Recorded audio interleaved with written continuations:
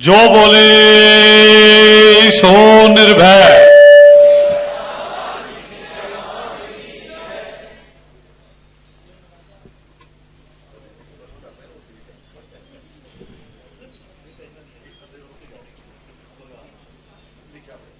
Teacher training school से Devendra Chaffee जी वो हमारा मार्गदर्शन करेंगे।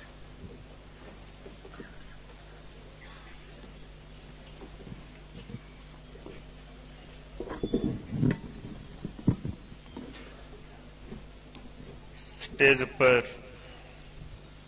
विराजमान इस पूरे परिवार के मुखी आयोजक बहुत ही आदरयोग सन्मानयोग श्री दर्शन रतन रावण जी, इन्हां नाल सुशोभित प्रोफेसर साहब दिल्ली यूनिवर्सिटी तो आए ने। मेरे तो पहला संबोधन करके गए ने चंदन जी, उस तो पहला प्रोफेसर अंबुज जी, मैडम गुरमीत जी, बहुत ही प्यारे विद्यार्थियों, मैनू अज रतन जी ने सिर्फ तो सिर्फ एक कविता बोलने लिए बुलाया सी, लेकिन एक दो गल्लां मैं करांगा। पहला कि जो जिन्हां तो ज्यादा जिन्हां दा चर्चा किते बिना रहा नहीं जा सकता कि जदों दे असीं बैठे हाँ, बेशक एक तो वध के गल जागृति वाली हुई है, सुचेतता वाली हुई है, सुचेतना, सिक्ख्या, कैरियर। मैं देख रहा सी जदों असीं बैठे सी आके एक लड़की कविता बोल के गई सी, सुमन उसका नाम सी। देश दी वंड किस तरह है, देश दे परतां किस तरह फैलियां होईयां ने, और उहदे विच एक स्पेस है, वो स्पेस दे उत्ते कब्जा किहने कीता होया, वो कविता दे विचों बहुत कुछ निकल रहा सी। बेशक उन्हें किवें भावां च लिखती है, लेकिन जदों असीं आलोचना की भाषा च देखते हैं, क्रिटिसिज्म देखते हैं, जां कविता नूं पढ़न का तरीका देखते हैं, तो उदों पता लगता है कि वह कविता किन्नियां शाखावां च फैली हुई है। जदों कोई यूनीवर्सिटी दे विचों कोई प्रोफैसर, कोई आलोचक उसकी व्याख्या करे, तो मैनूं लगदा कि उस पुस्तक के उपर पूरा का पूरा भारत दीयां जिहड़ियां विडंबनावां ने, भारत दे विच देश दे विच किथे किथे जो एक सामने वाला जुल्म है, एक लुकवा जुल्म है, एक अंदरलियां परतां ने, उन्होंने किवें उन्हें परोया हैगा शब्दां च। सो उत्थों उहदी चेतना नूं सलाम है, और चेतना दे पिछे काम करदा इस आदर्श परिवार नूं सलाम है।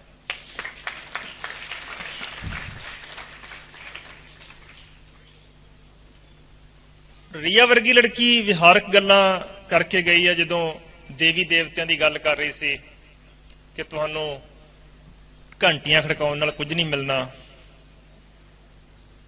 बड़ियां कमाल दीयां गल्लां ने। वो जागृति महत्वपूर्ण है, बहुत ज्यादा महत्वपूर्ण है। मध्यकाल दे विच ये जागृति भगती मूवमेंट ने फैलाई सी, गुरु कवियां ने उस वेले पूरे दे पूरे समाज नूं जो बिल्कुल सौ चुक्या सीगा, इस स्पेस नूं भर के उन्होंने फैलाई सी। नहीं तो स्पेस खाली पई सी और उहदे उपर जिहदा दिल करदा सी आके कब्जा कर लैंदा सी, चाहे वह मुस्लिम जिहड़े कबीले सीगे आउंदे सी, चाहे वह अंग्रेज आए। वो स्पेस उन्हां वास्ते असीं रखी हुई सीगी थाली च पा के, जो तुसीं मर्जी कब्जा कर लो। लेकिन वो भरनी शुरू हुई है जिहड़ी, ਉਹਦੇ ਲਈ ਵਧਾਈ है, बहुत वड्डी ਵਧਾਈ है आदर्श परिवार ਨੂੰ, बहुत वड्डी ਵਧਾਈ है रावण साहब ਨੂੰ विशेष तौर पर ਵਧਾਈ है कि अपनी मर्जी की स्पेस बनानी अपने अंदर। और शब्दी बहुता डिस्कोर्स जिहड़ा हैगा, प्रवचन जिहड़ा हैगा, ਇਹਦੇ ਤੋਂ बगैर साधन कल्ले स्पेस नहीं बनाउंदेगे। प्रवचन शब्द किस तरह दिते जा रहे हैं।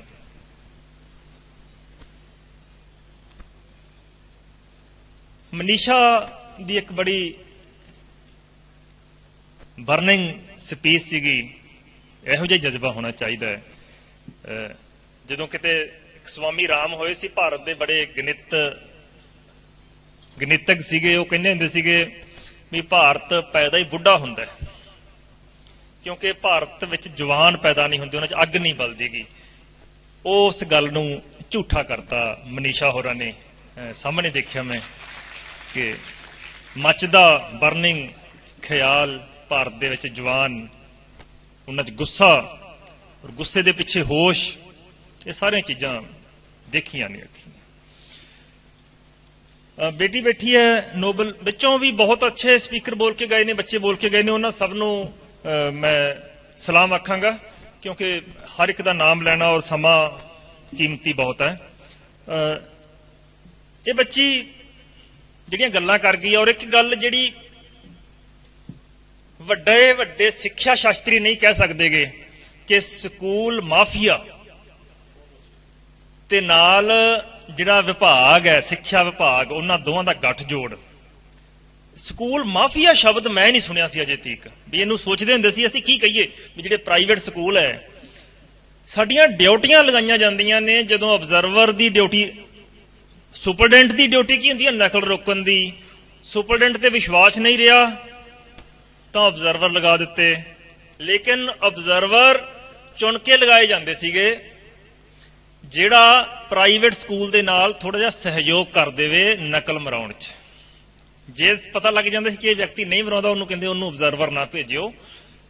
ਮੇਰੀ ਇੱਕ ਦੋ ਜਗ੍ਹਾ ਤੇ ਡਿਊਟੀ ਲਾਈ ਸੀ, ਉਹ ਘੱਟੋ ਘੱਟ 20 ਫੋਨ ਡੀਓ ਦਫ਼ਤਰ ਵੱਲੋਂ ਤੇ ਉਹਦੇ ਮਾਲਕ ਵੱਲੋਂ ਕਿ ਤੁਸੀਂ, ਅਸੀਂ ਸੁਣਿਆ ਕਿ ਤੁਸੀਂ ਨਕਲ ਨਹੀਂ ਮਰਨ ਦਿੰਦੇ, ਜਾਂ ਤਾਂ ਥੋੜੀ ਡਿਊਟੀ ਕਟਵਾ ਲਓ ਪਲੀਜ਼ ਆਪਣੀ, ਤੇ ਜਾਂ ਫਿਰ ਥੋੜੀ ਜਿਹੀ ਢਿੱਲ, ਅੱਧਾ ਘੰਟਾ ਪ੍ਰਿੰਸੀਪਲ ਦਫ਼ਤਰ 'ਚ ਬੈਠ ਜਾਓ, ਅਸੀਂ ਉਹਨੇ ਚਿਰ 'ਚ ਆਪਣਾ ਕੰਮ ਕਰ ਲਾਂਗੇ। ਹੁਣ ਹੈ ਕੀ ਹੈ, ਸਵਾਲ ਕੀ ਹੈ ਕਿ ਪ੍ਰਾਈਵੇਟ ਸਕੂਲਾਂ ਦੇ ਵਿੱਚ ਨਕਲ ਉਵੇਂ ਹੀ ਚੱਲੀ ਹੈ, ਲੇਕਿਨ ਸਰਕਾਰੀ ਸਕੂਲਾਂ ਦੇ ਵਿੱਚ ਜਿੱਥੇ ਗਰੀਬ ਬੱਚੇ ਪੜ੍ਹਦੇ ਨੇ, ਰਿਜ਼ਲਟ ਉਹਨਾਂ ਦੇ ਮਾੜੇ ਆਏ ਹੈ। ਔਰ ਉਹਨਾਂ ਦੇ ਕਰਕੇ, ਕਿਉਂਕਿ ਉੱਥੇ ਸਖਤੀਆਂ ਨੇ, ਨਿੱਕਾ ਮੋਟਾ ਕਿਤੇ ਬੱਚਾ ਉੱਥੇ ਤਾਂ ਜੇ ਕਿਤੇ ਬਾਥਰੂਮ ਵਿੱਚ ਵੀ ਕਿਤੇ ਪਰਚੀਆਂ ਪਈਆਂ ਹੋਣ ਤਾਂ ਉਹਨਾਂ ਨੂੰ ਦੇਖ ਕੇ ਕਹਿ ਦਿੰਦੇ ਸੀਗੇ ਇੱਥੇ ਨਕਲ ਚੱਲਦੀ ਹੈ, ਪਰਚੀਆਂ ਉਹਨ ਦੋ ਤਾਰ ਕੇਸ ਬਣਾਓ, ਥੋੜੀ ਜਿਹੀ ਟੌਰ ਬਣਾਓ ਤੇ ਇਹਨੇ ਨਾਲ ਰੋਬ ਰਾਬ ਮਾਰੋ, ਬੱਚਿਆਂ ਦਾ ਸਾਰਾ ਹੌਚ ਪੌਚ ਕਰ ਦਿਓ, ਸਾਰਾ ਕੁਝ ਉਹਨਾਂ ਦੀ ਖੰਡਿਤ ਕਰ ਦਿਓ ਬਿਰਤੀ। ਉਹਨਾਂ ਨੂੰ ਜੋ ਆਉਂਦਾ ਹੁੰਦਾ ਸੀ ਉਹ ਵੀ ਭੁੱਲ ਜਾਂਦੇ ਸੀਗੇ। ਅੱਖੀਂ ਦੇਖੀ ਗੱਲਾਂ ਨੇ, ਬਿਲਕੁਲ ਮੈਡਮ ਮੇਰੀ ਗਵਾਹੀ ਦੇ ਰਹੇ ਨੇ, ਸਾਕਸ਼ੀ ਨੇ।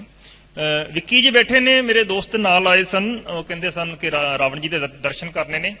ਮੈਂ ਟੀਚਰ ਟ੍ਰੇਨਿੰਗ ਇੰਸਟੀਚਿਊਟ ਵਿੱਚ ਕੰਮ ਕਰ ਰਿਹਾ ਸੀ, ਟੀਚਰਾਂ ਦੀ ਟ੍ਰੇਨਿੰਗ ਦਿੰਦੇ ਸੀ, ਲੇਕਿਨ ਬਹੁਤ ਗੱਲਾਂ ਸੋਚ ਕੇ ਇਹ ਰੋਕਦੇ ਸੀਗੇ ਕਿ ਬੜੇ ਅੱਛੀ ਜਗ੍ਹਾ ਤੇ ਬੈਠੇ ਹੋ ਤੇ ਕਿਤੇ ਹੋਰ ਬਦਲੀ ਟ੍ਰਾਂਸਫਰ ਨਾ ਕਰਾਓ। ਲੇਕਿਨ ਮੈਂ ਆ ਬੱਚਿਆਂ ਨੂੰ ਦੇਖ ਰਿਹਾ ਸੀਗਾ, ਔਰ ਇਹ ਸੈਮੀਨਾਰ ਦੇ ਵਿੱਚੋਂ ਲਗਾਤਾਰ ਇਨ ਟੱਚ ਹੈਗੇ ਨੇ ਉਹਦੇ ਕਰਕੇ ਕਿ ਬੱਚਿਆਂ ਦਾ ਵਾਲੀ ਵਾਰਸ ਕੌਣ ਹੈਗਾ, ਜਿਨ੍ਹਾਂ ਨੂੰ ਅਜੇ ਤੱਕ ਸਾਨੂੰ 10ਵੀਂ ਤੋਂ +1 ਤਾਂ ਪਹੁੰਚ ਗਏ ਨੇ, ਲੇਕਿਨ ਲਿਖਣਾ ਨਹੀਂ ਆ ਰਿਹਾਗਾ, ਆਪਣੀ ਭਾਸ਼ਾ 'ਚ ਲਿਖਣਾ ਨਹੀਂ ਆ ਰਿਹਾਗਾ। ਕੋਈ ਅਰਜੀ ਦੇਣੀ ਪੈ ਜੇ ਡੀਸੀ ਦਫ਼ਤਰ, ਐਸਐਸਪੀ ਦਫ਼ਤਰ, ਕਿਤੇ ਬਿਜਲੀ ਬੋਰਡ ਦੇ ਦਫ਼ਤਰ 'ਚ ਕੋਈ ਮੀਟਰ ਖਰਾਬ ਹੋਵੇ, ਲਿਖਣਾ ਨਹੀਂ ਆ ਰਿਹਾਗਾ, ਉਹਨਾਂ ਦਾ ਵਾਲੀ ਵਾਰਸ ਕੌਣ ਹੈਗਾ? ਸੋ ਉਹ ਥੋੜਾ ਜਿਹਾ ਦਰਦ ਅੰਦਰ ਸੀਗਾ। ਉਹ ਮੈਨੂੰ ਪੁੱਛ ਰਹੇ ਸੀਗੇ ਕਿ ਕੀ ਕਾਰਨ ਹੈਗਾ ਤੁਸੀਂ ਇੰਨਾ ਵਧੀਆ ਇੰਸਟੀਚਿਊਟ ਛੱਡ ਕੇ ਫਿਰ ਉਹ ਸੀਨੀਅਰ ਸੈਕੰਡਰੀ ਸਕੂਲ ਚਲੇ ਗਏ ਹੋ। ਉਹਦਾ ਕਾਰਨ ਇਹੀ ਸੀਗਾ ਬੇਸਿਕਲੀ ਕਿ ਥੋੜਾ ਜਿਹਾ ਦਰਦ ਜਿਹੜਾ ਹੈਗਾ ਬੱਚਿਆਂ ਦਾ ਮਹਿਸੂਸ ਹੋਣਾ ਬੜਾ ਜ਼ਰੂਰੀ ਹੈ, ਤਾਂ ਜੋ ਉਹਨਾਂ ਨੂੰ ਇੰਨੇ ਜੋਗਾ ਸਰਕਾਰੀ ਸਕੂਲਾਂ ਦੇ ਵਿੱਚ ਰਹਿ ਵੀ ਕੌਣ ਗਿਆ ਹੈਗਾ। ਸਿਰਫ ਤੇ ਸਿਰਫ ਇਸ ਦਲਿਤ ਵਰਗ ਦੇ ਬੱਚੇ, ਤਾਂ ਉਹਨਾਂ ਵਿੱਚ ਜਜ਼ਬਾ ਬੜਾ ਹੈਗਾ ਪੜ੍ਹਨ ਦਾ, ਭਾਸ਼ਾ ਸਿੱਖਣ ਦਾ, ਲੇਕਿਨ ਉਹਨਾਂ ਦੇ ਵਾਲ, ਉਹਨਾਂ ਦੀਆਂ ਪੈਂਟਾਂ, ਉਹਨਾਂ ਦੀਆਂ ਸ਼ਰਟਾਂ ਵਿੱਚ ਜੋ ਸੁਧਾਰ ਕਰਨ ਵਾਲੇ ਨੇ, ਮੈਨੂੰ ਲੱਗਦਾ ਕਾਫੀ ਬੁਲਾਰੇ ਉਦੋਂ ਪਹਿਲਾਂ ਬੋਲ ਚੁੱਕੇ ਨੇ। ਇੱਕ ਮੈਂ ਅਕਸਰ ਗੱਲ ਕਰਦਾ ਸੀਗਾ ਪਿਛਲੇ ਸੈਮੀਨਾਰਾਂ 'ਚ, ਤੇ ਉਹ ਗੱਲ ਕਰਨ ਤੋਂ ਬਾਅਦ ਮੈਂ ਆਪਣੀ ਕਵਿਤਾ ਬੋਲਾਂਗਾ।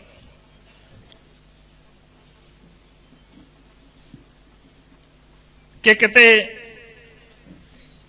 ਸ਼ੇਰ ਦਾ ਬੱਚਾ ਭੇਡਾਂ ਦੇ ਝੁੰਡ ਦੇ ਕਾਬੂ ਆ ਗਿਆ। ਛੋਟਾ ਜਿਹਾ ਸ਼ੇਰ ਦਾ ਬੱਚਾ ਭੇਡਾਂ ਦਾ ਝੁੰਡ ਚੁੱਕ ਕੇ ਲੈ ਗਿਆ। ਭੇਡਾਂ ਦਾ ਇੱਜੜ ਕਿਤੇ ਲੰਘ ਰਿਹਾ ਸੀਗਾ, ਉਹ ਚੁੱਕ ਕੇ ਲੈ ਗਿਆ।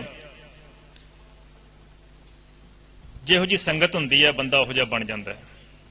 ਸ਼ੇਰ ਦੇ ਬੱਚੇ ਨੂੰ ਦਹਾੜ ਭੁੱਲ ਗਈ, ਆਪਣਾ ਖਾਣਾ ਪੀਣਾ ਭੁੱਲ ਗਿਆ, ਭੇਡਾਂ ਵਾਂਗ ਖਾਂਦਾ ਸੀ, ਭੇਡਾਂ ਵਾਂਗ ਬੋਲਦਾ ਸੀ, ਤੇ ਇੱਕ ਦਿਨ ਕੁਦਰਤੀ ਉਸ ਇੱਜੜ ਦੇ ਪਿੱਛੇ ਸ਼ੇਰ ਪੈ ਗਿਆ ਤਾਂ ਉਹ ਭੇਡਾਂ ਦਾ ਪੂਰੇ ਦਾ ਪੂਰਾ ਜਿਹੜਾ ਇੱਜੜ ਹੈਗਾ ਭੱਜ ਰਿਹਾ ਹੈਗਾ ਅੱਗੇ, ਤੇ ਉਹ ਸ਼ੇਰ ਦਾ ਬੱਚਾ ਵੀ ਨਾਲ-ਨਾਲ ਡਰ ਕੇ ਭੱਜ ਰਿਹਾ ਹੈ।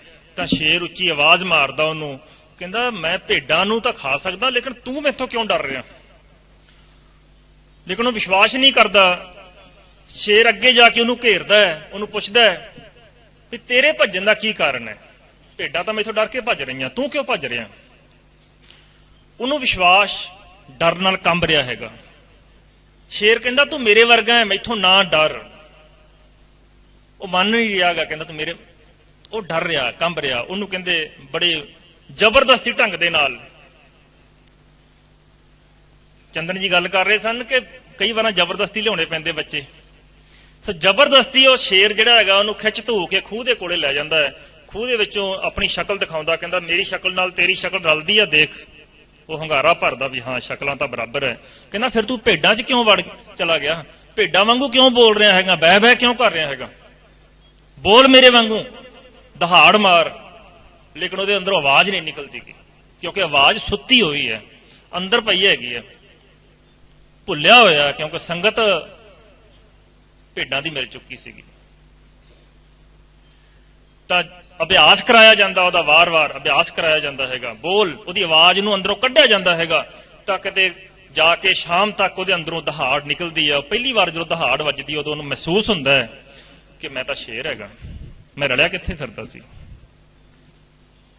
ਤੇ ਮੈਂ ਫਿਰੋਜ਼ਪੁਰ ਸੈਮੀਨਾਰ 'ਚ ਰਾਵਣ ਸਾਹਿਬ ਨੂੰ ਇਹ ਵਧਾਈ ਦਿੱਤੀ ਸੀਗੀ ਕਿ ਤੁਸੀਂ ਉਸ ਸ਼ੇਰ ਵਾਲੀ ਭੂਮਿਕਾ ਨਿਭਾ ਰਹੇ ਹੋ।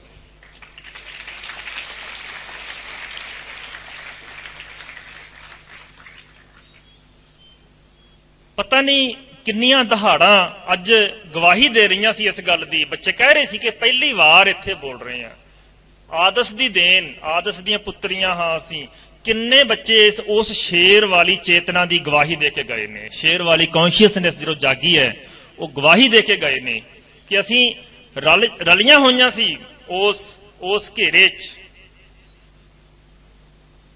ਸੌਂ ਚੁੱਕੇ ਸੀਗੇ।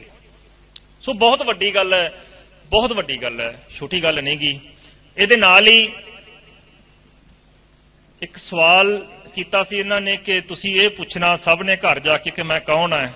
ਤਾਂ ਮੈਨੂੰ ਇਹਦੇ ਤੇ ਸਾਈਂ ਬੁੱਲੇ ਸ਼ਾਹ ਹੋਰਾਂ ਦੀਆਂ 17 ਯਾਦ ਆਉਂਦੀਆਂ 4। ਉਹਨਾਂ ਨੇ ਬੜੀਆਂ ਕਮਾਲ ਦੀਆਂ ਗੱਲ ਕੀਤੀ ਸੀ। ਡਾਕਟਰ ਸਾਹਿਬ ਦੇ ਸਵਾਲ ਦਾ ਜਵਾਬ ਔਰ ਬੱਚਿਆਂ ਦੇ ਸਵਾਲ ਦਾ ਬੜੇ ਵੱਡੇ ਪੱਧਰ, ਬੜੇ ਉੱਚੇ ਲੈਵਲ ਤੇ ਜਵਾਬ ਦਿੰਦੇ ਨੇ। ਉਹ ਕਹਿੰਦੇ ਨੇ ਕਿਹੜੀ ਭੁੱਲ ਭੁਲਾਇਆ ਤੈਨੂੰ, ਜ਼ਰਾ ਖੋਲ ਅੱਖੀਂ ਤੂੰ ਕੋ ਹੈ। ਕਿਹੜੀ ਭੁੱਲ ਭੁਲਾਇਆ ਤੈਨੂੰ, ਜ਼ਰਾ ਖੋਲ ਅੱਖੀਂ ਤੂੰ ਕੋ ਹੈ। ਗੈਰੀਅਤ ਨੂੰ ਕੱਢ ਵਜੂਦੋਂ, ਤੈਨੂੰ ਪਤਾ ਲੱਗੇ ਤੂੰ ਜੋ ਹੈ।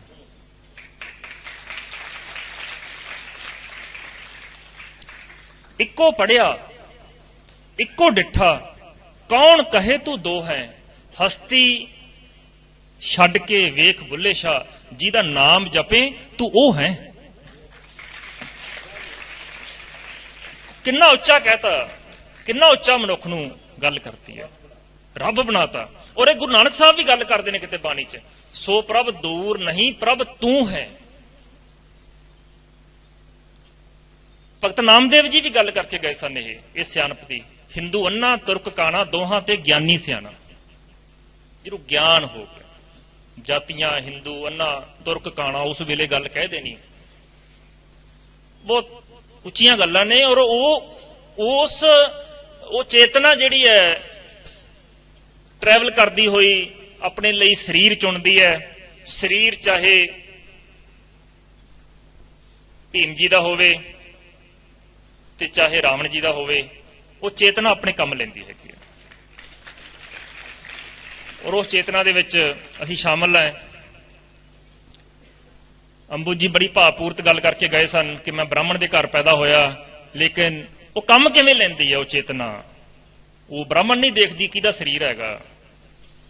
ਉਹ ਕਹਿ ਦਿੰਦੀ ਹੈਗੀ ਹੈ, ਜਦੋਂ ਸਾਈਂ ਬੁੱਲੇ ਸ਼ਾਹ ਨੂੰ ਉਹਦੇ ਮੁਰਸ਼ਿਦ ਨੇ, ਉਹਦੇ ਭਰਾਵਾਂ ਨੇ, ਉਹਦੇ ਭੈਣਾਂ ਨੇ ਕਿਹਾ ਸੀ ਨਾ ਕਿ ਬੁੱਲਿਆ ਚਾਕਰ ਹੋ ਕੇ ਅਰਾਈਆਂ ਦਾ ਕਿਉਂ ਕੁੱਲ ਨੂੰ ਲੀਕਾਂ ਲਾਈਆਂ, ਵੀ ਤੂੰ ਤਾਂ ਸੈਯਦ ਹੈਗਾ, ਸੈਯਦ ਸਭ ਤੋਂ ਉੱਚੀ ਜਾਤੀ ਹੈਗੀ ਮੁਸਲਮਾਨ ਦੀ, ਤੂੰ ਅਰਾਈ ਦਾ ਸੇਵਕ ਬਣਿਆ ਫਿਰਦਾ ਹੈਗਾ, ਤੇ ਇਹ ਤੂੰ ਕੀ ਕਿ ਤੂੰ ਲੀਕ ਲਾਤੀ ਹੈਗੀ ਹੈ। ਤਾਂ ਬੁੱਲੇ ਸ਼ਾਹ ਨੇ ਅੱਗੋਂ ਜਵਾਬ ਦਿੱਤਾ ਸੀਗਾ, ਬੁੱਲੇ ਨੂੰ ਸਮਝਾਵਣ ਆਈਆਂ ਭੈਣਾਂ ਤੇ ਭਰਜਾਈਆਂ, ਬੁੱਲਿਆ ਚਾਕਰ ਹੋ ਅਰਾਈਆਂ ਦਾ, ਕਿਉਂ ਕੁੱਲ ਨੂੰ ਲੀਕਾਂ ਲਾਈਆਂ। ਤੇ ਅੱਗੋਂ ਕੀ ਕਹਿੰਦਾ ਹੈਗਾ, ਜਿਹੜਾ ਸਾਨੂੰ ਅਰਾਈ ਆਖੇ ਦੋਜਖ ਮਿਲਨ ਸਜਾਈਆਂ। ਜਿਹੜਾ ਸਾਨੂੰ ਸਜਦ ਆਖੇ ਦੋਜਖ ਮਿਲਨ ਸਜਾਈਆਂ, ਜਿਹੜਾ ਸਾਨੂੰ ਅਰਾਈ ਆਖੇ ਬਹਿਸ਼ਤੀ ਪਿੰਗਾ ਪਾਈਆਂ। ਕਹਿੰਦੇ ਉਹ ਸਵਰਗੀ ਹੈ ਜਿਹੜਾ ਸਾਨੂੰ ਅਰਾਈ ਕਹਿੰਦਾ ਹੈਗਾ, ਤੇ ਜਿਹੜਾ ਸਾਨੂੰ ਸੈਯਦ ਕਹਿੰਦਾ ਹੈਗਾ ਉਹ ਦੋਜਖੀ ਹੈ, ਉਹ ਨਰਕੀ ਹੈ। ਸੋ ਗਿਆਨ ਦਾ ਧਰਮ ਹੁੰਦਾ, ਗਿਆਨ ਦੀ ਜਾਤ ਹੁੰਦੀ ਹੈ, ਗਿਆਨ ਹੀ ਬੰਦੇ ਦੀ ਪਛਾਣ ਹੈਗੀ ਆ, ਗਿਆਨ ਹੀ ਉਹਦੀ ਸਿੱਖਿਆ ਹੈਗੀ ਹੈ, ਉਹਦੇ 'ਚ ਕਿੰਨਾ ਕੁ ਪਰਉਪਕਾਰ ਹੈ, ਕਿੰਨਾ ਕਿਸੇ ਵਾਸਤੇ ਕੁਝ ਦੇ ਸਕਦਾ ਹੈਗਾ। ਤਾਂ ਦੂਸਰੀਆਂ ਜਾਤਾਂ, ਦੂਸਰਾ ਠਾਕਰ ਨਾਲੋਂ ਠੀਕਰ ਚੰਗਾ, ਬਾਹਮਣ ਨਾਲੋਂ ਕੁੱਤਾ, ਮੁੱਲਾਂ ਨਾਲੋਂ ਕੁੱਕੜ ਚੰਗਾ, ਜਿਹੜਾ ਮੁਲਕ ਜਗਾਵੇ ਸੁੱਤਾ। ਜਦੋਂ ਬੁੱਲੇ ਸ਼ਾਹ ਗੱਲ ਕਹਿ ਸਕਦਾ ਹੈਗਾ, ਉਸ ਵੇਲੇ ਕਹਿ ਸਕਦਾ ਜਦੋਂ ਰਾਜ ਸੀਗਾ ਮੁੱਲਾਂ ਦਾ, ਉਸ ਵੇਲੇ ਬ੍ਰਾਹਮਣੀ ਜਕੜ ਦਾ ਐਡਾ ਵੱਡਾ ਰਾਜ ਸੀ, ਜਦੋਂ ਇਹ ਗੱਲ ਕਹਿ ਸਕਦਾ ਹੈਗਾ ਵੀ ਕੰਮ ਕਿਹੜਾ ਆਉਂਦਾ। ਹੁਣ ਮੁੱਲਾਂ ਨਾਲੋਂ ਕੁੱਕੜ ਚੰਗਾ ਜਿਹੜਾ ਮੁਲਕ ਜਗਾਵੇ ਸੁੱਤਾ, ਵੀ ਕੁੱਕੜ ਹੀ ਚੰਗਾ ਕਿ ਘੱਟੋ ਘੱਟ ਜਗਾਉਂਦਾ ਤਾਂ ਹੈਗਾ ਲੋਕਾਂ ਨੂੰ। ਔਰ ਏਡੀ ਵੱਡੀ ਗੱਲ ਕਹਿ ਦੇਣੀ, ਏਡੀ ਵੱਡੀਆਂ ਦੋ ਸ਼੍ਰੇਣੀਆਂ ਉਸ ਵੇਲੇ, ਇੱਕ ਮੁੱਲਾਂ ਇੱਕ ਪਾਸੇ ਸੀਗੇ ਸਭ ਤੋਂ ਵੱਡੀ ਜਕੜ, ਇੱਕ ਪਾਸੇ ਬ੍ਰਾਹਮਣੀ ਜਕੜ ਸੀਗੀ। ਸੋ ਉਹਦੇ ਅੰਦਰੋਂ ਕਿਹੜੀ ਚੀਜ਼ ਸੀਗੀ ਉਹ ਜਿਹੜੀ ਸ਼ੇਰ ਵਾਂਗੂ ਦਹਾੜਦੀ ਸੀਗੀ, ਉਹ ਗਿਆਨ ਸੀਗਾ।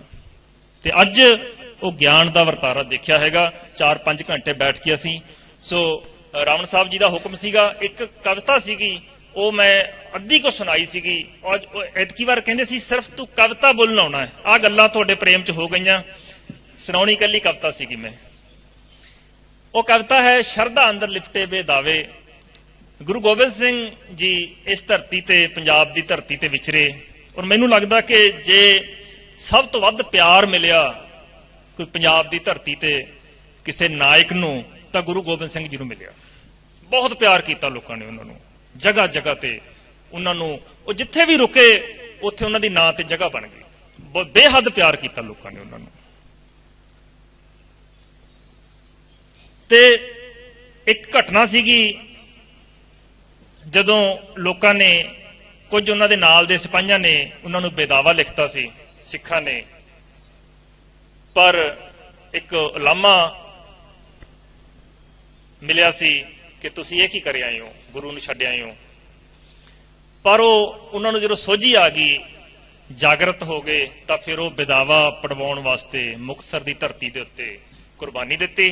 ਤੇ ਅਖੀਰ ਵੇਲੇ ਉਹਨਾਂ ਨੇ ਬੇਨਤੀ ਕਰਕੇ ਉਹ ਬੇਦਾਵਾ ਜਿਹੜਾ ਸੀ, ਜਿਹਦੇ ਤੇ ਲਿਖਿਆ ਸੀ ਵੀ ਅਸੀਂ ਤੇਰੇ ਸਿੱਖ ਨਹੀਂ ਗਏ, ਤੂੰ ਸਾਡਾ ਗੁਰੂ ਨਹੀਂ ਗਾ, ਉਹ ਪੜਵਾ ਲਿਆ ਸੀਗਾ ਤੇ ਆਪਣੀ ਇੱਜ਼ਤ ਬਚਾ ਲਈ ਸੀ।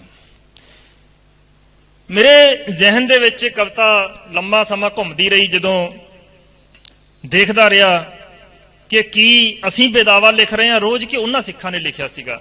ਅਸੀਂ ਸੁੱਤੇ ਹੋਏ ਉਹਨਾਂ ਨੂੰ ਪੂਜਦੇ ਵੀ ਹੈਗੇ ਆ,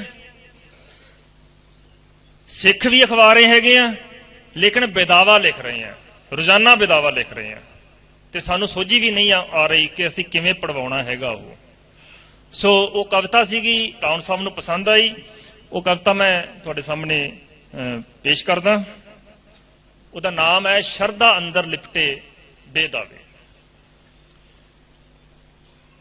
ਗੁਰੂ ਗੋਬਿੰਦ ਸਿੰਘ ਜੀ ਨੂੰ ਸਨਮੁਖ ਜਾਣ ਕੇ, ਇਹ ਪਾਤਸ਼ਾਹ, ਇਹ ਸ਼ਹਿਨਸ਼ਾਹ, ਇਹ ਤਾਜਦਾਰ, ਇਹ ਰਾਜਦਾਰ, ਇਹ ਪਾਤਸ਼ਾਹ, ਇਹ ਸ਼ਹਿਨਸ਼ਾਹ, ਇਹ ਤਾਜਦਾਰ, ਇਹ ਰਾਜਦਾਰ, ਅੱਜ ਅਸਾਂ ਦਾ ਖੂਨ ਵੇਖ ਲੈ, ਠਰਦਾ ਠਰਦਾ ਠਰ ਗਿਆ, ਸ਼ੇਰ ਸਾਡੇ ਅੰਦਰ ਵਾਲਾ, ਅੱਜ ਮਰਦਾ ਮਰਦਾ ਮਰ ਗਿਆ, ਤੇ ਕਲਮ ਅੰਦਰ ਜਾਪਦਾ ਕੋਈ ਘੁਣ ਦਾ ਕੀੜਾ ਵੜ ਗਿਆ। ਕਲਮ ਅੰਦਰ ਜਾਪਦਾ ਕੋਈ ਘੁਣ ਦਾ ਕੀੜਾ ਵੜ ਗਿਆ। ਬੜੀ ਦੇਰ ਹੋ ਗਈ, ਬੜੀ ਦੇਰ ਹੋ ਗਈ ਇਕੱਠੇ ਬੈਠਿਆਂ ਨੂੰ, ਦਿਲ ਸਾਂਝੇ ਕੀਤਿਆਂ ਨੂੰ, ਤੇਰੀ ਰਹਿਮਤ ਦੇ ਬਾਟੇ ਪੀਤਿਆਂ ਨੂੰ। ਅਸੀਂ ਰੁੱਲ ਗਏ ਹਾਂ, ਤੇਰੀ ਪ੍ਰੀਖਿਆ ਦੀ ਲਲਕਾਰ ਭੁੱਲ ਗਏ ਹਾਂ। ਤੇਰੇ ਸ਼ਬਦ ਯਾਦ ਨੇ, ਤਸਵੀਰਾਂ ਆਬਾਦ ਨੇ, ਬਸਤਰ ਤੇਰੇ ਸਾਂਭ ਰੱਖੇ, ਸਾਖੀਆਂ ਵੀ ਯਾਦ ਨੇ। ਤੇਰੇ ਸ਼ਬਦ ਯਾਦ ਨੇ, ਤਸਵੀਰਾਂ ਆਬਾਦ ਨੇ, ਬਸਤਰ ਤੇਰੇ ਸਾਂਭ ਰੱਖੇ, ਸਾਖੀਆਂ ਵੀ ਯਾਦ ਨੇ। ਹਾਏ ਪਰ ਸ਼ਬਦਾਂ ਦੇ ਅਰਥ, ਅਰਥਾਂ ਤੇ ਪਹਿਰਾ, ਸ਼ਬਦਾਂ ਦੇ ਅਰਥ, ਅਰਥਾਂ ਤੇ ਅਮਲ, ਅਮਲਾਂ ਤੇ ਪਹਿਰਾ ਕੌਣ ਦੇਵੇ। ਤੇਰੀ ਤਸਵੀਰ, ਤਸਵੀਰ ਅੱਗੇ ਕੁਝ ਸਿੱਕੇ, ਅਗਰਬੱਤੀ ਤੇ ਮੰਗਾਂ ਦੇ ਢੇਰ।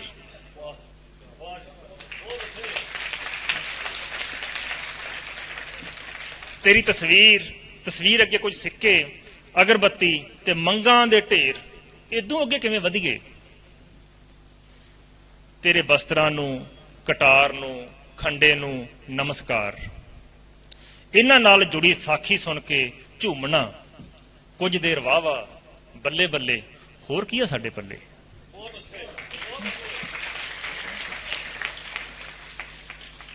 ਤੇਰੇ ਬਸਤਰਾਂ ਨੂੰ, ਕਟਾਰ ਨੂੰ, ਖੰਡੇ ਨੂੰ ਨਮਸਕਾਰ। ਇਹਨਾਂ ਨਾਲ ਜੁੜੀ ਸਾਖੀ ਸੁਣ ਕੇ ਝੂਮਣਾ, ਕੁਝ ਦੇਰ ਵਾਹ ਵਾਹ, ਬੱਲੇ ਬੱਲੇ, ਹੋਰ ਕੀ ਆ ਸਾਡੇ ਪੱਲੇ। ਅੱਜ ਸਾਡੀ ਜੀਭ ਤੇ ਬੁਜ਼ਦਿਲੀ ਦਾ ਤੇਜ਼ਾਬ ਛਾਲੇ ਕਰ ਗਿਆ।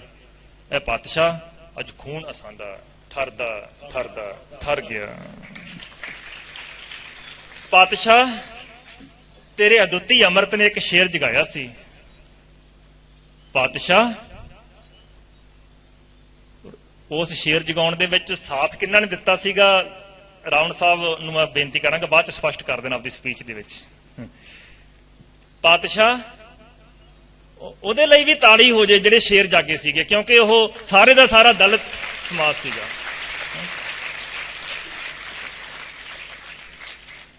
ਪਾਤਸ਼ਾਹ ਤੇਰੇ ਅਦੁੱਤੀ ਅੰਮ੍ਰਿਤ ਨੇ ਇੱਕ ਸ਼ੇਰ ਜਗਾਇਆ ਸੀ। ਇਸ ਸ਼ੇਰ ਨੇ ਵੱਖਰਾ ਹੀ ਰਾਜ ਜੋਗ ਕਮਾਇਆ ਸੀ। ਆਪਣੇ ਆਪ ਨੂੰ ਦੋ ਜਹਾਨਾਂ ਦਾ ਵਾਲੀ ਬਣਾਇਆ ਸੀ। ਤੁਸਾਂ ਪ੍ਰੇਮ ਦੇ ਫੁੱਲਾਂ ਨੂੰ ਬੇਸ਼ਰਤ ਵਰਸਾਇਆ ਸੀ। ਮਾਨਸ ਕੀ ਜਾਤ ਏਕੋ ਵਾਰ-ਵਾਰ ਫਰਮਾਇਆ ਸੀ। ਮਾਨਸ ਕੀ ਜਾਤ ਏਕੋ ਵਾਰ-ਵਾਰ ਫਰਮਾਇਆ ਸੀ। ਪੰਜ ਨਦੀਆਂ ਨੂੰ ਇੱਕ ਸਾਗਰ ਵਿੱਚ ਮਿਲਾਇਆ ਸੀ ਤੇ ਯਾਰੜੇ ਦੇ ਸੱਥਰ ਨੂੰ ਗਲ ਨਾਲ ਲਾਇਆ ਸੀ। ਇਧਰ ਅਸੀਂ ਪਿਆਰ ਨੂੰ ਕੱਪੜਿਆਂ ਤੇ ਟਿਕਾਇਆ ਹੈ। ਨੀਵੀਆਂ ਤੇ ਉੱਚੀਆਂ ਖੂੰਟੀਆਂ ਤੇ ਅੱਡ-ਅੱਡ ਲਟਕਾਇਆ ਹੈ। ਸਾਗਰ ਦੇ ਪਾਣੀ ਨੂੰ ਨਦੀਆਂ ਬਣਾਇਆ ਹੈ ਤੇ ਖੇੜਿਆਂ ਦੇ ਮਹਿਲਾਂ ਨੂੰ ਤਰਸਦਿਆਂ ਜੀਵਨ ਗਵਾਇਆ ਹੈ। ਪੋਰਸ ਜਿਹੇ ਸਵੈਮਾਨ ਸਾਡੇ ਤੇ ਕੋਈ ਨਾਗ ਸਿਕੰਦਰ ਲੜ ਗਿਆ। ਇਹ ਪਾਤਸ਼ਾਹ ਅੱਜ ਖੂਨ ਅਸਾਂਦਾ ਠਰਦਾ ਠਰਦਾ ਠਰ ਗਿਆ।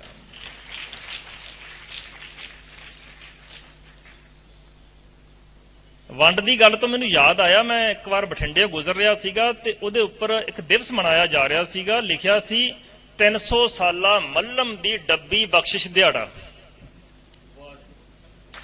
ਮੈਨੂੰ ਬੜਾ ਹਾਸਾ ਆਇਆ ਇਸ ਗੱਲ ਤੇ, ਬਈ ਜਿਹੜਾ ਭਾਈ ਕਨ੍ਹਈਆ ਪੂਰੀ ਦੁਨੀਆ ਦਾ ਇੱਕ ਸੇਵਾ ਤੇ ਇੱਕ ਭਾਈਚਾਰਕ ਸਾਂਝ ਦਾ ਪ੍ਰਤੀਕ ਸਾਨੂੰ ਉਭਾਰ ਕੇ ਪੇਸ਼ ਕਰਨਾ ਚਾਹੀਦਾ ਸੀ ਸਿੱਖ ਕਮਿਊਨਿਟੀ ਨੂੰ।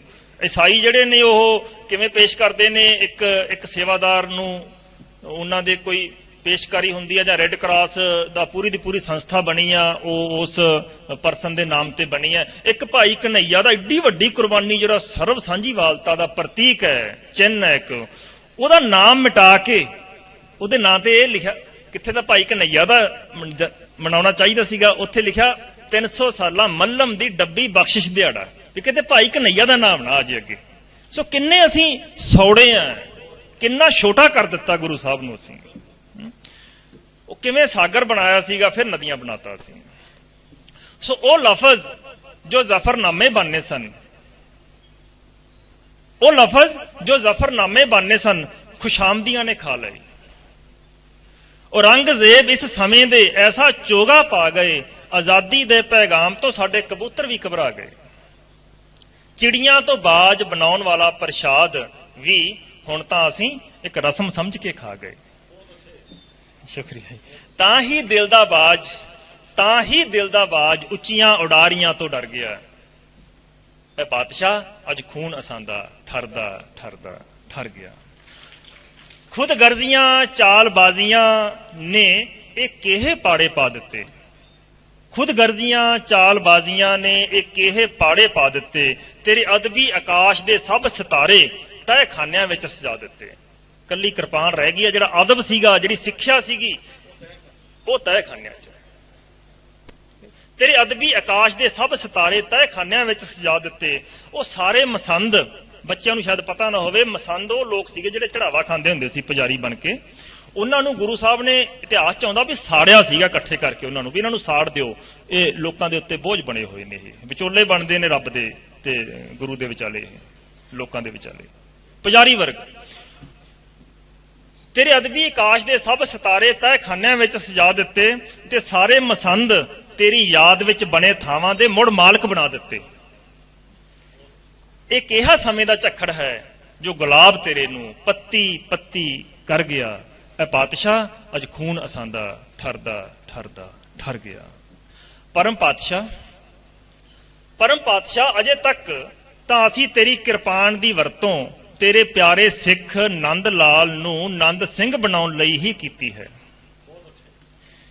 ਭਾਈ ਨੰਦ ਲਾਲ ਗੁਰੂ ਸਾਹਿਬ ਦਾ ਸਿੱਖ ਸੀਗਾ। ਉਹ ਕਿਹੜੀ ਜਾਤੀ ਦਾ ਸੀਗਾ? ਉਹਨਾਂ ਨੂੰ ਕਦੇ ਗੁਰੂ ਸਾਹਿਬ ਨੇ ਨਹੀਂ ਕਿਹਾ ਤੇ ਨੰਦ ਸਿੰਘ ਬਣ ਜਾ। ਤੇ ਲੇਕਿਨ ਸਾਡੇ ਇੱਥੇ ਬੱਸਾਂ 'ਚੋਂ ਲਾ ਲਾ ਕੇ ਮਾਰੇ ਜਾਂਦੇ ਰਹੇ ਆ ਲੋਕ ਵੀ ਤੂੰ ਲਾਲ ਕਿਉਂ ਹੈ, ਤੂੰ ਕੁਮਾਰ ਕਿਉਂ ਹੈ, ਤੂੰ ਸਿੰਘ ਕਿਉਂ ਨਹੀਂ ਗਾ। ਸੋ ਪਰਮ ਪਾਤਸ਼ਾਹ ਅਜੇ ਤੱਕ ਤਾਂ ਅਸੀਂ ਤੇਰੀ ਕਿਰਪਾਨ ਦੀ ਵਰਤੋਂ, ਇਹ ਕਵਿਤਾ ਫਰਾਂਸ ਵਿੱਚ ਇੱਕ ਮੈਗਜ਼ੀਨ ਛਪਦਾ ਹੁੰਦਾ ਸੀਗਾ, ਪੰਜਾਬੀ ਕਮਿਊਨਿਟੀ ਕੋਈ ਛਾਪ ਰਹੀ ਸੀ, ਉੱਥੇ ਕੋਈ ਗਈ ਆ, ਮੈਨੂੰ ਫੋਨ ਆਇਆ, ਉਹ ਰਣਜੀਤ ਸਿੰਘ ਪੈਰਿਸ ਹੈ ਕੋਈ, ਉਹ ਕਹਿੰਦਾ ਤੁਸੀਂ ਦਵਿੰਦਰ ਸਿੰਘ ਸੈਫੀ ਕਿਉਂ ਨਹੀਂ ਲਿਖਦੇਗੇ? ਸਿੰਘ ਤੋਂ ਬਿਨਾਂ ਤਾਂ ਗੁਰੂ ਸਾਹਿਬ ਬਾਰੇ ਗੱਲ ਕਿਵੇਂ ਹੋ ਸਕਦੀ ਹੈ? ਮੈਂ ਕਿਹਾ ਤੈਨੂੰ ਉਸ ਵੇਲੇ ਸ਼ੁਕਰ ਹੈ ਵੀ ਤੁਸੀਂ ਗੁਰੂ ਗੋਬਿੰਦ ਸਿੰਘ ਦਾ ਸਲਾਹਕਾਰ ਨਹੀਂ ਸੀਗਾ, ਨਹੀਂ ਤਾਂ ਭਾਈ ਨੰਦ ਲਾਲ ਨੂੰ ਕਹਿਣਾ ਸੀ ਤੂੰ ਨੰਦ ਸਿੰਘ ਲਾਲ ਕਿਉਂ ਨਹੀਂਗਾ। ਸੋ ਬਾਅਦ ਵਿੱਚ ਚਲੋ ਮਿੱਤਰ ਬਣਿਆ, ਉਹਨੂੰ ਥੋੜੀ ਜਿਹੀ ਸੋਝੀ ਆ ਗਈ ਇਸ ਗੱਲ ਦੀ। ਸੋ ਪਰਮ ਪਾਤਸ਼ਾਹ ਅਜੇ ਤੱਕ ਤਾਂ ਅਸੀਂ ਤੇਰੀ ਕਿਰਪਾਨ ਦੀ ਵਰਤੋਂ ਤੇਰੇ ਪਿਆਰੇ ਸਿੱਖ ਨੰਦ ਲਾਲ ਨੂੰ ਨੰਦ ਸਿੰਘ ਬਣਾਉਣ ਲਈ ਹੀ ਕੀਤੀ ਹੈ। ਆਪਣੇ ਚਿੱਟੀਆਂ ਪੱਗਾਂ ਵਾਲੇ ਸਿਰ ਤੇ ਮਖਮਲੀ ਹੱਥ ਤੇਰੇ ਅੱਗੇ ਧਰਦਿਆਂ ਸਾਡੀ ਉਮਰਾਂ ਬੀਤੀ ਹੈ। ਛੋਟੇ ਹੁੰਦੇ ਕਵਿਤਾ ਪੜ੍ਹਦੇ ਹੁੰਦੇ ਸੀ ਅਸੀਂ ਵੀ ਗੁਰੂ ਗੋਬਿੰਦ ਸਿੰਘ ਨੂੰ ਪਿਆਸ ਲੱਗੀ ਸੀ ਤੇ ਕੋਈ ਪਾਣੀ ਲੈ ਕੇ ਗਿਆ ਤੇ ਉਹਦੇ ਪੁੱਛਿਆ ਵੀ ਜਵਾਨਾ ਕਰਦਾ ਕੀ ਹੁੰਨਾ? ਉਹ ਕਹਿੰਦਾ ਕਰਦਾ ਤਾਂ ਕੁਝ ਨਹੀਂ ਜੀ, ਵਿਹਲਾ ਰਹਿਣਾ। ਤੇ ਗੁਰੂ ਸਾਹਿਬ ਨੇ ਉਹਨੂੰ ਮੋੜਤਾ ਸੀ ਵੀ ਤੇਰੇ ਹੱਥ ਦਾ ਪਾਣੀ ਨਹੀਂ ਪੀਣਾ ਮੈਂ। ਸੋ ਕਿਰਤ ਦਾ ਕਿੰਨਾ ਮੁੱਲ ਸੀਗਾ। ਪਹਿਲੀ ਪਾਤਸ਼ਾਹੀ ਤੋਂ ਲੈ ਕੇ 10ਵੀਂ ਪਾਤਸ਼ਾਹੀ ਤੱਕ ਕਿਰਤ ਨੂੰ ਕਿੰਨਾ ਉੱਚਾ ਗਿਣਿਆ ਗਿਆ ਸੀਗਾ। ਜੈ ਗੁਰੂ ਸਾਹਿਬ ਨੇ, ਗੁਰੂ ਨਾਨਕ ਹੋਰਾਂ ਨੇ ਕਿਹਾ ਸੀ ਜਹ ਕਰਨੀ ਤਹ ਪੂਰੀ ਮਤ ਕਰਨੀ ਬਾਝੋ ਘੱਟੇ ਘੱਟ। ਕਰਨੀ ਦੇ ਨਾਲ ਮਤ ਪੂਰੀ ਹੈਗੀ ਆ। ਸੋ ਅਸੀਂ ਇਸ ਟਾਈਮ ਕੀ ਹੈ, ਆਪਣੀਆਂ ਚਿੱਟੀਆਂ ਪੱਗਾਂ ਵਾਲੇ ਸਿਰ, ਚਿੱਟੀ ਪੱਗ ਉਸੇ ਦੀ ਹੋ ਸਕਦੀ ਹੈ ਜਿਹੜਾ ਕੰਮ ਨਹੀਂ ਕਰ ਰਿਹਾ, ਕਿਰਤ ਨਹੀਂ ਕਰ ਰਿਹਾ, ਆਪਣੀਆਂ ਚਿੱਟੀਆਂ ਪੱਗਾਂ ਵਾਲੇ ਸਿਰ ਤੇ ਮਖਮਲੀ ਹੱਥ ਤੇਰੇ ਅੱਗੇ ਧਰਦਿਆਂ ਸਾਡੀ ਉਮਰਾਂ ਬੀਤੀ ਹੈ। ਤੇਰੇ ਤਖਤਾਂ ਤੇ ਲੱਗੀ ਚੜਾਵਿਆਂ ਦੀ ਢੇਰੀ, ਤੇਰੇ ਤਖਤਾਂ ਤੇ ਲੱਗੀ ਚੜਾਵਿਆਂ ਦੀ ਢੇਰੀ ਕਿਤੇ ਲੁਕ ਛਿਪ ਕੇ ਤੇ ਕਿਤੇ ਸਭ ਦੇ ਸਾਹਮਣੇ ਅਸੀਂ ਅੰਮ੍ਰਿਤ ਸਮਝ ਕੇ ਪੀਤੀ ਹੈ। ਤੇਰੇ ਤਖਤਾਂ ਤੇ ਲੱਗੀ ਚੜਾਵਿਆਂ ਦੀ ਢੇਰੀ ਕਿਤੇ ਲੁਕ ਛਿਪ ਕੇ ਕਿਤੇ ਸਭ ਦੇ ਸਾਹਮਣੇ ਅਸੀਂ ਅੰਮ੍ਰਿਤ ਸਮਝ ਕੇ ਪੀਤੀ ਹੈ। ਆਖਰੀ ਪੈਰਾ ਗੌਰ ਫਰਮਾਇਓ। ਅਜੇ ਨਾ ਤਾਂ ਸਾਡੇ ਪਾਸ ਤੇਰੇ ਰੰਗਰੇਟੇ ਬੇਟਿਆਂ ਦੀ ਪਾਟੀ ਚਾਦਰ ਸਿਉਣ ਦੀ ਵੇਲ ਹੈ। ਅਜੇ ਨਾ ਤਾਂ ਸਾਡੇ ਪਾਸ ਤੇਰੇ ਰੰਗਰੇਟੇ ਬੇਟਿਆਂ ਦੀ ਪਾਟੀ ਚਾਦਰ ਸਿਉਣ ਦੀ ਵੇਲ ਹੈ ਤੇ ਨਾ ਹੀ ਆਪਣੇ ਮਨਾਂ ਅੰਦਰਲੇ ਬੇਦਾਵਿਆਂ ਨੂੰ ਤੇਰੇ ਪ੍ਰੇਮ ਦੀ ਅੱਗ ਵਿੱਚ ਸਾੜਨ ਦੀ ਕਦੇ ਕੋਸ਼ਿਸ਼ ਕੀਤੀ ਹੈ। ਸਾਡੀ ਬਿਖਰੀ ਚੇਤਨਾ ਦਾ ਹਰ ਪੱਥਰ ਇੱਕ ਦੂਜੇ ਦਾ ਜ਼ਖਮ ਡੂੰਘੇਰਾ ਕਰ ਗਿਆ।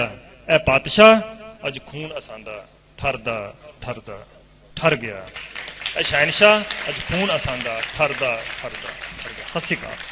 ਸ਼ੁਕਰੀਆ ਜੀ, ਬਹੁਤ ਬਹੁਤ ਰਾਮ ਸਾਹਿਬ ਵਿਸ਼ੇਸ਼ ਤੌਰ ਤੇ ਸ਼ੁਕਰੀਆ, ਸਭ ਦਾ ਸ਼ੁਕਰੀਆ, ਧੰਨਵਾਦ ਜੀ। देवेंद्र शैफी जी बहुत अच्छे, कोई शब्द नहीं है जिनसे ये कहा जाए कि उन्होंने हमारा मार्गदर्शन किया। बुल्ले शाह पे बात की उन्होंने। उस समय की जाति पाति पे बुल्ले शाह ने कहा था कि चल बुलिया आपा उत्थे चलिए जिथे सारे अन्ने, ना कोई अपनी जात पछाणे ना आपा नूं मन्ने। आज मजहबी कहा जाता हमें कि जो चूड़े से वाल्मीकि समाज से सिख बना, लेकिन गुरु गोविंद सिंह ने अपने आप को कहा था कि मैं हूं मजहबी, मजहब हमारा हिंदू तुर्कम दोहां से न्यारा। लेकिन अब यहां पहचान हमारी है और वास्तव में सही भी है। मजहबी का मतलब है जो मजहब में पक्का। तो पक्के तो आप लोग ही रहते हैं, जिसके पीछे चलते हैं मर जाते हैं। कभी अंगूठा कटवा दिया, कभी गर्दन कटवा दी। स्कूल माफिया पे बात भी चली। वो परम आदरणीय रावण साहब की सोच का एक प्रमाण वो सामने है कि आजादी के तब तक कोई मायने नहीं जब तक कि निजी स्कूल, कॉलेज, विश्वविद्यालय, नर्सिंग होम, हॉस्पिटल बंद नहीं हो जाते। यानी कम शब्दों में हमें बड़ा ज्ञान देने की यहां जितना भी कुछ आसपास लगा वो कोशिश की गई। करनाल से हमारे बीच में असिस्टेंट प्रोफेसर डॉक्टर तमसा योगेश्वरी जी, वो हमारा मार्गदर्शन करेंगे। और इसके साथ साथ कबीर साहब की एक बात मुझे याद आई। एक ऐसे समय में उन्होंने हिंदू और मुसलमान के दोनों के ऊपर एक ही समय कटाक्ष किया था, जब उन्होंने कहा था कि ईंटा पत्थर जोड़ के मस्जिद लई बना, तांचड़ मुल्ला बांग दे, क्या बहरा हुआ खुदा।